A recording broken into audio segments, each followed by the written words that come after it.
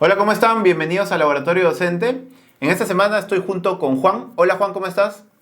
Hola Pepe, ¿qué tal? ¿Cómo estás? En esta entrega del Laboratorio Docente tenemos a una invitada muy especial. Sí, hoy vamos a conversar con Daniela Chávez. Daniela es magíster en promoción de la lectura y literacidad.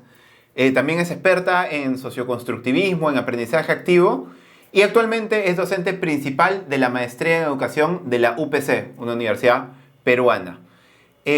Hola Dani, ¿cómo estás? Bienvenida. Hola Pepe, ¿qué tal? Hola Juan, gracias por la invitación. ¿Qué tal, Dani? Qué gusto tenerte aquí. Sí, no, gracias a ti. Vamos de una a la conversación. Dani, queríamos preguntarte y escuchar de ti, primero sobre cómo ves el panorama educativo, cómo ves el panorama educativo hoy. Gracias por la pregunta, Pepe. En principio hay dos grandes preguntas a las que le estoy dando vueltas estos últimos meses y una tiene que ver con la relevancia. Y es si las escuelas o la escuela como institución o como sistema podrá seguir siendo relevante y podrá desarrollar esa capacidad adaptativa para pasar de una escuela más bien estática y tradicional a una más flexible e innovadora. Mm. Y mi primera intuición es que si el foco de la escuela sigue puesto exclusivamente en el rendimiento y el logro de aprendizaje, probablemente las máquinas, los apps, de hecho el aprendizaje online terminará por reemplazarlos, ¿no? Entonces ahí viene la pregunta, ¿qué es lo que realmente tienen que aprender los estudiantes y cuál debería ser el rol de la escuela en la sociedad? Y creo que estamos en un momento de transición importante, ¿no? Entonces mi gran pregunta es, ¿podremos? Y yo creo que sí, pero digamos, hay que empezar a hacerla y a discutirla con otros, ¿no? Para que eso suceda. Me parece interesante, Dani, el optimismo que le pones a esta situación. De hecho, es una situación complicada, es retadora. Y me hago la pregunta sobre cómo logramos esta escuela que tú planteas, qué es lo que hay que cambiar, qué es lo que tiene que cambiar de repente en docentes y estudiantes, que son los principales actores de la escuela.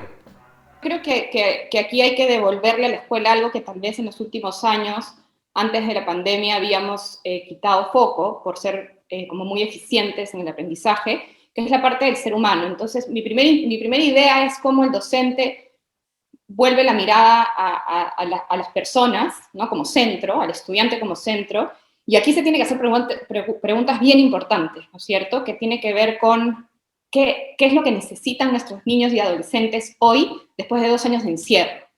Y si vamos a ser capaces de priorizar y dejar cosas, ¿no es cierto? O sea, ¿cuál es esas discusiones que tenemos que tener con otros docentes con respecto a si seremos capaces de asumir esa responsabilidad o nos va a seguir ganando la ansiedad por cumplir el currículo, que creo que es algo que hoy en las discusiones de docentes está todavía muy presente, ¿no? Es cómo Sí. vamos a recuperar aprendizajes, pero yo diría, ¿qué tal si empezamos a hablar sobre qué necesitan hoy? Y aquí el tema de la dignidad humana entra a tallar, ¿no? O sea, los niños y los adolescentes hoy necesitan movimiento, necesitan relaciones, necesitan juego, encuentro, acogida, y la construcción probablemente de comunidad, que es algo que las máquinas ni los apps, incluso el aprendizaje online no va a poder competir con nosotros, ¿no? Entonces, ¿cómo desde la escuela empezamos a priorizar la construcción de comunidad para la vuelta a clases, ¿no? No, muy interesante, Dani, lo que mencionas, esto de que realmente como maestros no estemos buscando regresar a la presencialidad y a volver a cumplir el currículo que teníamos antes, como regresar como si no hubiera pasado nada, sino más bien repensar lo que hemos vivido y repensarlo en el currículo para pensar cómo tienen nuestros estudiantes que aprender a partir de la segunda mitad del 2021 o desde ahorita, ¿no? ¿Qué es lo que tienen que empezar a aprender? En ese sentido, ¿qué rol crees que juegan la comunidad, el que los estudiantes y que los docentes empiecen a pensar mucho más en términos comunitarios? Bien, bien interesante lo que traes, Pepe, porque además probablemente la vuelta a clases tenga que ver también con esta flexibilidad también en la atención presencial y la atención virtual a clases, ¿no? Y cómo el contexto cercano a las casas de nuestros estudiantes o al barrio se convierte en una gran oportunidad de aprendizaje y de conexión entre la casa y la escuela. Y creo que estos años de pandemia no lo hemos sabido aprovechar lo suficiente. ¿Y por qué creo que para el mundo actual es relevante el contexto? Es porque el contexto en sí lo que nos da es riqueza y profundidad y complejidad. Y los problemas que vamos a tener que enfrentar como humanidad pronto son muy complejos. tenemos la pandemia ahora y probablemente el siguiente gran desafío que como humanidad tengamos que afrontar sea el cambio climático o la emergencia climática. Y si uno la analiza a fondo, es realmente compleja. O sea, ahí no hay respuestas fijas, ahí no hay una receta conocida, nuestros estudiantes y nosotros como comunidad vamos a tener que explorar diferentes maneras de solucionarlo, ¿no? Entonces, el contexto lo que nos da es eso, la posibilidad de que nuestros estudiantes aprendan a partir de problemas locales para luego conectarlo con los grandes desafíos de la humanidad y usar el contexto para registrar información, para tomar fotos, para dibujar, para comprender el fenómeno o el problema, y luego encontrarnos en el aula, sea presencial o virtual, pero para construir esta comunidad de aprendizaje, ¿no? Y esa comunidad de la que hablaba, que al final se define como una comunidad comprometida socialmente, intelectualmente y emocionalmente para resolver problemas, ¿no? Sí, Dani, me ha dejado pensando mucho en cómo esta situación que vivimos hoy, que también es parte de ese contexto, nos ha hecho reflexionar sobre la importancia de las relaciones sociales, del estar con las personas, ¿no? Que hoy es justamente una gran limitación. Y sin embargo, también me pongo a pensar que ese es nuestro contexto hoy. Entonces, es cierto, ¿no? Creo que en el mediano, corto o mediano plazo, dependiendo de dónde estemos viviendo quizás, pero vamos a salir de esto. Y vendrán muchas otras diferentes problemáticas. Mi pregunta es, hoy, esta es nuestra realidad. Hoy el estudiante y el docente igual tiene que vivir en una situación de educación a distancia, ¿no? Y me parece sumamente relevante lo que dice. Sin embargo, ¿cómo piensas tú que debería ser o qué deberíamos hacer para adaptarnos a esta situación hoy, ¿no? Ya no pensando tanto, no pensando tanto en lo que va a pasar, porque creo que es sumamente importante lo que dices, que cuando regresemos a una, entre comillas, normalidad, como la era antes de la pandemia, no va a ser lo mismo, pero hoy tenemos esta situación. Entonces, ¿qué piensas tú respecto a lo que hoy el docente o el estudiante puede hacer para poder adaptarse a este contexto, teniendo en cuenta el rol de la escuela que tú has mencionado? Creo que ahí es importante hablar sobre el proceso, ¿no? O sea, adaptarse a algo no es algo automático y tampoco algo que se aprende. Es algo que se vive en un proceso colectivo normalmente, ¿no? Entonces ahí es como la escuela se vuelve ese espacio de conversación en donde digerimos juntos lo que estamos viviendo y vamos reconociendo esos hitos de aprendizaje. O sea, ¿cuánto en la escuela estamos apretando el freno de nuevo? Porque creo que para mí este es el... Claro, y eso se puede hacer virtual y presencial, o sea, no necesariamente Efectivamente, solo presencial. sí. Ujú. Entonces, ¿cuán capaces nos sentimos los docentes de nuevo, apretar el freno para hacer estos espacios de reflexión colectiva, para conversar sobre lo que estamos viviendo, para... Y priorizar, ¿no? Como dijiste, porque de hecho muchos docentes todavía siguen pensando en tengo que hacer mi currículo tal como lo hacía antes, cumplir, y lo real es que muchos estudiantes hoy tienen solamente una clase a la semana a través incluso hasta de WhatsApp, ¿no? Ya no es una clase regular y se sigue tratando de machacar completando el contenido, ¿no? Sí. Y la gran pregunta que nos tenemos que hacer, ¿no? Es qué es realmente necesario aprender hoy, ¿no? Para el hoy y para el mañana también, ¿no? O sea, sí, sumamente relevante esa pregunta. No, y ahí quería llevarte quizás un poquito más en el plano del estudiante, porque hemos hablado de lo que los docentes pueden hacer, como estos espacios de reflexión, espacios de pisar el freno y ganar conciencia de lo que está pasando, analizarlo e incorporarlo como parte del aprendizaje. Pero en el paso de los estudiantes, durante la escuela, durante el momento que están en sus casas o llevando las clases, ¿cómo podemos desarrollar de manera ya mucho más concreta esta capacidad de adaptarse y de reflexionar sobre lo presente y de generar estrategias para el futuro?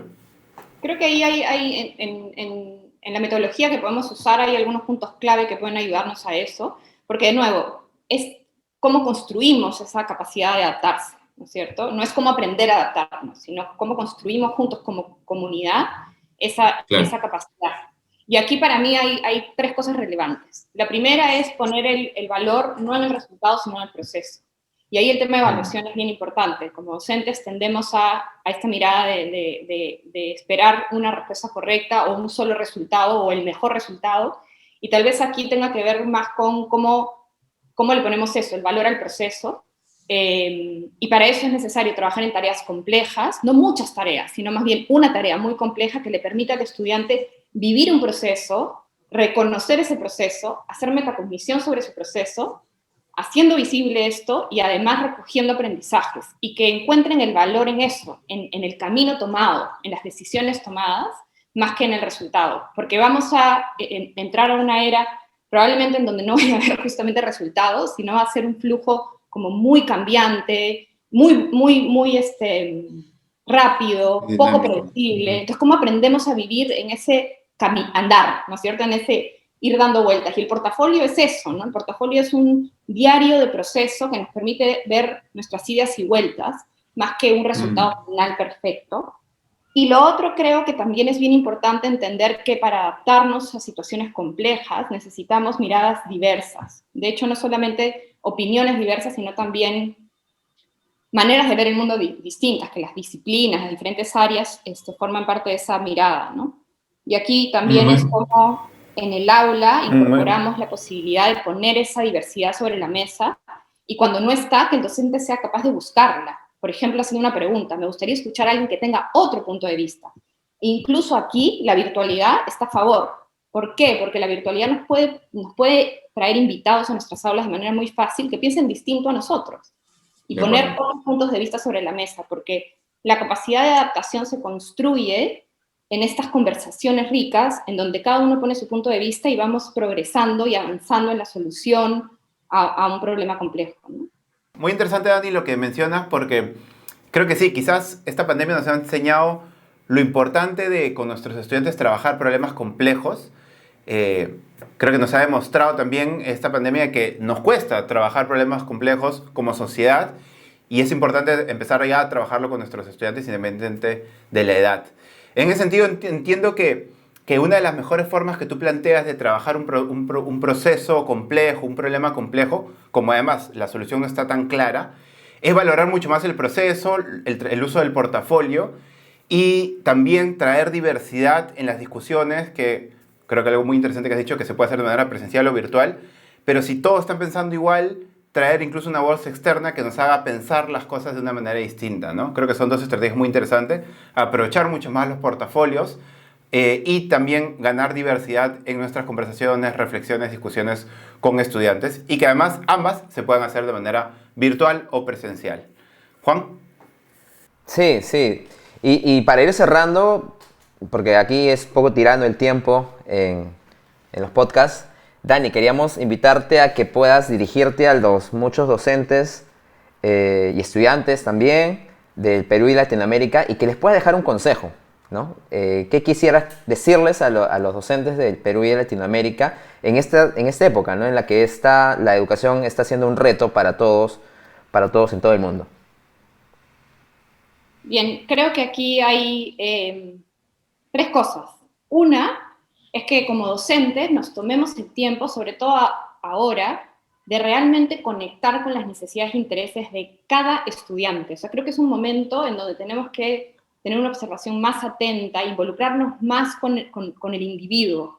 Entonces, ¿cómo usamos además la virtualidad para eso, ¿no? Para tener reuniones en donde tratamos de entender dónde está cada uno de nuestros estudiantes, cuál es su gran preocupación y su interés, porque eso me va a permitir retomar un currículum más rico para ellos también, que atienda sus propios intereses. Entonces, la gran pregunta es esa, ¿no? ¿Cuánto tiempo estamos usando para conectar con el otro? Y también conectar con el contexto. ¿Cómo abrimos esa capacidad de asombrarnos, de ser más curiosos, de observar nuestro entorno, nuestro barrio, para ir detectando cuáles son esos problemas que enfrentamos en el día a día, de los que tenemos que hacernos cargo, y que al final terminan siendo estos problemas complejos de los que hablábamos, que vamos a llevar al aula, ¿no es cierto? Y ahí es donde surge la conexión entre la escuela y la casa, ¿no? En este contexto, en este espacio que aprovechamos poco, y para eso hay que conectar.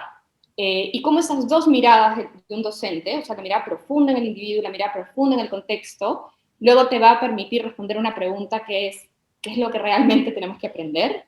Y ahí mi gran recomendación es que menos es más, no todo y solo lo importante. Y a partir de eso, cómo genero conversaciones con otros docentes. ¿De qué estamos conversando cuando nos reunimos? Y tal vez estas 3 ideas nos pueden ayudar a tener conversaciones constructivas, que al final a la larga son también una construcción propia de capacidad adaptativa docente. Sí, Dani, muchísimas gracias. Realmente nos llevamos lecciones muy valiosas de cómo, primero, trabajar lo complejo, trabajar problemas complejos con nuestros estudiantes, no huirle a eso, y también cómo trabajar entre docentes para poder hacer que nuestros estudiantes reflexionen mucho más, aprovechemos el contexto y realmente creemos un currículo que sea valioso para nuestros estudiantes para esta época, para este momento complejo que estamos viviendo como sociedad. Así que gracias, Dani, y gracias a todos ustedes, gracias, Juan. Regresamos la próxima semana en Laboratorio Docente con otro podcast, con más investigación, más noticias y entrevistas todos los martes aquí en Laboratorio Docente. Un abrazo grande, cuídense mucho, nos vemos la próxima semana. Chao.